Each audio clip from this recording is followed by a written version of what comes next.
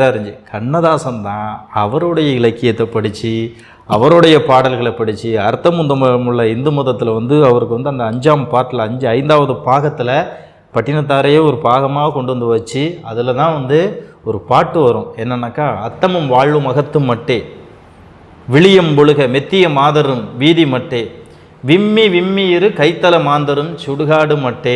பாட்டு என்னன்னு கண்டுபிடிச்சேன் சார். என்ன பாட்டு? அந்த வீடு வரை உறவா இருக்கும்னு நினைக்கிறேன். அதை 1000 வருஷமாக உங்களுக்கு வந்து அர்த்தமே தெரியல. யாருமே வந்து அர்த்தமே தெரியலையா இல்லை படிக்காமல் விட்டுட்டாங்களான்னு தெரில.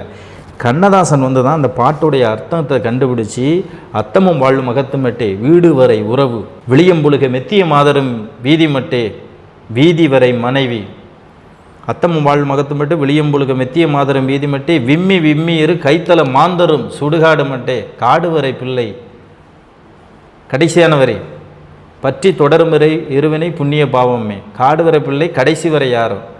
என்ன அர்த்தம்னா, இதை போய் டிஎம்எஸ் வந்து இந்த பாட்டை பாடி முடித்த உடனே வந்து போய் கேட்டிருக்காரு.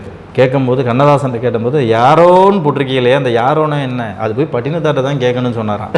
அப்படின்னா அந்த யாரோன்னா என்னன்னாக்கா, வினை, வாழ்க்கையில் செய்ய நல்வினை தீவினை. இந்த கர்ம வினையாக நல்லது செஞ்சால் நல்லது நடக்கும், கெட்டது செஞ்சால் கெட்டது நடக்கும்னு அந்த பாட்டுக்கே ஒரு உயிர் கொடுத்து மிகப்பெரிய அறிவை புகுத்திய ஒரு மிகப்பெரிய மேதை கண்ணதாசன்.